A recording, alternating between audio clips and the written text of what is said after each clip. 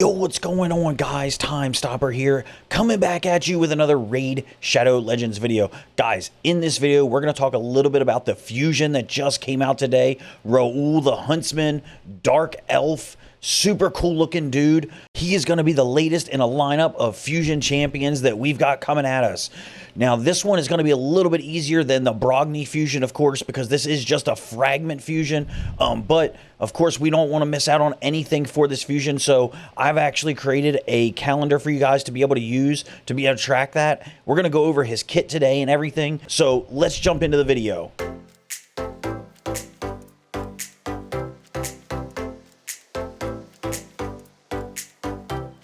Alright guys, and before we do get into what it's going to take to get this guy, we're going to first take a look here at the champion himself, go over his kit really briefly. You've probably seen him, he's already in the index. If you go over here, he is going to be a Dark Elf Legendary Spirit Champion. So you can take a look at him here. He's definitely got a unique look about him. And let's go over his kit real quick. So first off, you got his A3, places a 50% increased accuracy buff on all allies for 2 turns, then places a hex debuff on all enemies for 2 turns.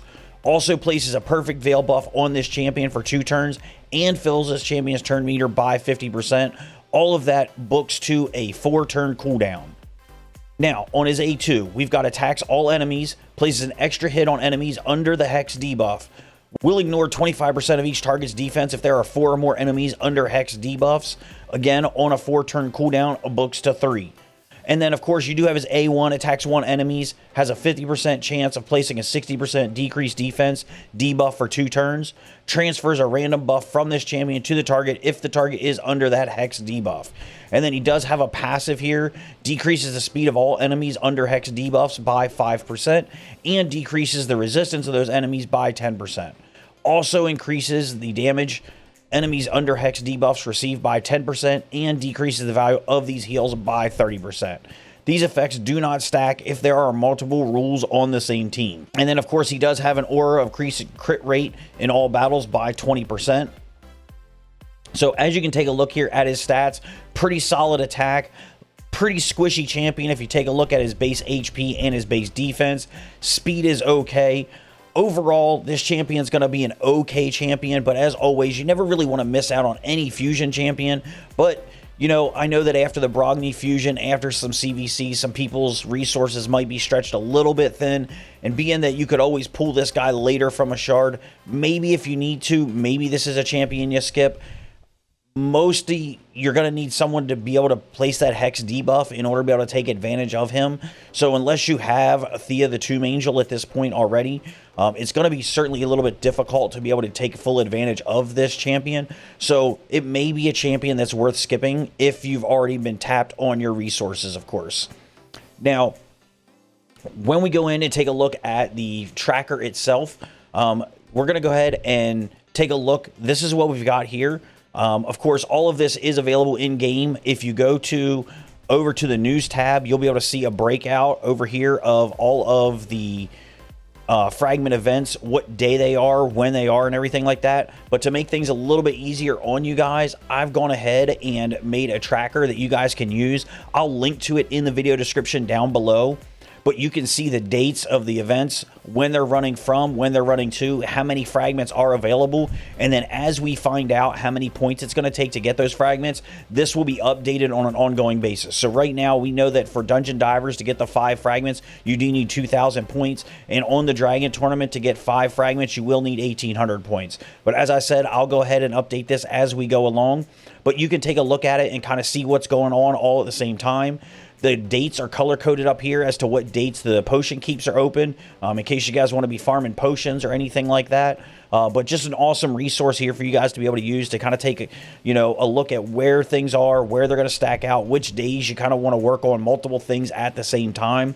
Of course, this weekend we do have the Champion Chase coming up, which should be, if everything sticks out, by the way, it's supposed to be a 2x Void event for 15 fragments here, so we'll have to take a look at those. And then the Summon Rush all the way out here.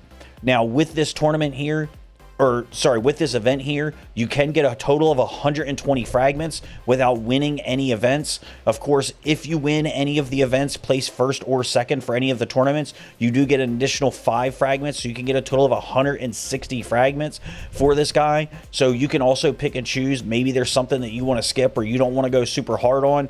Maybe you don't have a ton of void shards and you're going to try to avoid these 15 fragments. That's okay, because you can also get those fragments other places. This is not like the Fragment Fusion, where you pretty much had to do every single event, every single one of them. You had to get every single fragment. Otherwise, you were going to come up short. With this one, there is a little bit of wiggle room, so you don't have to worry about it as much. But again, you can use this calendar to kind of figure out where you're at, where you're going, and what you're going to be at next. And like I said, I will leave a link to that in the video description down below for you guys. Now, of course, when you're trying to figure out how many points you're going to have, this is kind of old news at this point for a lot of people, but I do want to make sure that I cover it. Of course, all of the data has been data mined for where you're going to, what dungeons you're going to run, and to get the most amount of points per energy for tournaments, and the amount of, for like tournaments and your dungeon divers and things like that. So big shout out to HG Senti. This information comes straight from him. Did all the data mining and everything to try to figure out where we're at. So you can take a look at all the new dungeons, 21 through 25, and try to figure out where it's going to be best. So if we scroll down and we take a look down here at our average energy per refill, this is really where we're going to look. So on dungeon level 20, and of course this applies to all the dungeons across the board, dungeon level 20, per refill, per energy refill. Again, this is based on 130 energy. So assuming you're at least level 60, you're going to get 144.7 tournament points per energy refill, and you will get 98.8 event points per energy refill. You can actually see that this is the best per energy refill that you're going to get on any of the new dungeons. So 21 through 25, it's actually worse tournament points and worse event points per energy refill. Now, that doesn't mean you should only be running dungeon number 20, because the sweet spot here is kind of to run dungeon number 24, level 24 in all the dungeons. That's basically where you're going to get the maximum amount of everything. The best blend of tournament points, event points, silver, and gear.